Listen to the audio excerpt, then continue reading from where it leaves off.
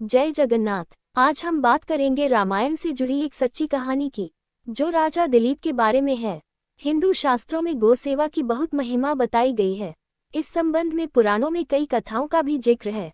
इनमें एक कथा भगवान राम के वंशज राजा दिलीप की भी है, जिन्होंने गाय की सेवा करके ही रघु जैसे प्रतापी पुत्र को जन्म दिया था। इन्हीं रघु से भगवान राम का वंश रघुवंश कहलाया था। महाराजा दिलीप रघुवंश के प्रतापी राजा थे।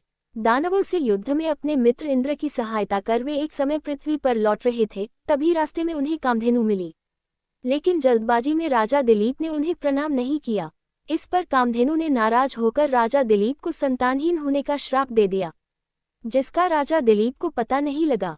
लंबे समय बाद भी जब कोई संतान नहीं हुई तो वे अपने कुलगुरु महर्षि वशिष्ठ के पास गए, जहां संतान प्राप्ति का उपाय पूछने पर महर्षि ने गौ माता के अपमान को उनकी संतान प्राप्ति में बाधा बताया। उपाय के रूप में उन्होंने उनके आश्रम में रह रही कामधेनु की पुत्री नंदिनी गाय की सेवा की सलाह दी। महर्षि की आज्ञा पाकर राजा दिलीप व उनकी रानी सुदक्षिणा नंदिनी की मन लगाकर सेवा करने लगे। सुबह शाम रानी सहित पूजा करने के अलावा राजा उसे खुद वन में चराने ले जाते।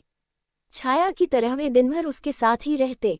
एक दिन वन में चरते समय शेर ने नंदिनी को पंजों में जकड़ लिया। ये देख राजा दिलीप ने सिंह को मारने के लिए अपने तरकश से तीर निकालना चाहा, पर तभी उनके हाथ बीच में अटक गए। शरीर ने क्रिया करना बंद कर दिया। इधर नंदिनी राजा दिलीप को आर्त भाव से देखते हुए छटपटा रही थी, जिसे देख राजा की आंखों से भी दया के आंसू निकल पड़े। उन्होंने सिंह से प्रार्थना की कि वे नंदिनी को छोड़कर बदले में उन्हें खा ले। बहुत प्रार्थना व तर्क वितर्क के बाद सिंह इसके लिए तैयार हुआ, जिसके बाद राजा दिलीप ने अपने शस्त्रों को फिर खुद को सिंह के सामने प्रस्तुत कर दिया। वे सिर झुकाकर सिंह से खाए जाने का इंतजार ही कर रहे थे कि तभी देवताओं ने उन पर फूलों की बरसात कर दी। पल भर में ही वह सिंह गायब हो गया। सिंह को अपनी ही माया बताकर नंदिनी ने राजा की गुरु भक्ति व दया भाव पर प्रसन्न होकर वर मांगने को कहा। पुत्र प्राप्ति की इच्छा जताने पर नंदिनी ने उन्हें अपना दूध पीने की आज्ञा के साथ पुत्र प्राप्ति का आशीर्वाद दिया।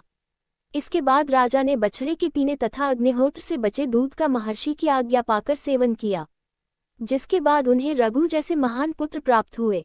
महाराज दिलीप की गौ भक्ति तथा गौ सेवा सभी के लिए एक महानतम आदर्श बन गई। इसीलिए आज भी गौ भक्तों के परिगणना में महाराज दिलीप का नाम बड़े ही श्रद्धाभाव एवं आदर से सर्वप्रथम लिया जाता है। इस चरित्र से यह बात सिद्ध हो गई कि सप्तद्वीपूती पृथ्वी के चक्रवर्ती सम्राट से अधिक श्रेष्ठ एक गौमाता है। अगले वीडियो में हम उनके बारे में जानेंगे, जो कि अयोध्या के प्रसिद्ध इक्ष्वाकुवंशीय राजा थे, जिनके नाम पर रघुवंश की रचना हुई। अपने कुल में ये सर्वश्रेष्ठ गिने जाते हैं, जिसके फलस्वरूप मर्यादा पुरुषोत्तम श्री रामचंद्र जी भी अपने को रघुवंशी कहने में परम गर्व अनुभव करते हैं। आपको ये वीडियो कैसा लगा कमेंट करके जरूर बताएं, और अगले वीडियो देखने के लिए चैनल को सब्सक्राइब करना ना भूलें। जय श्री राम।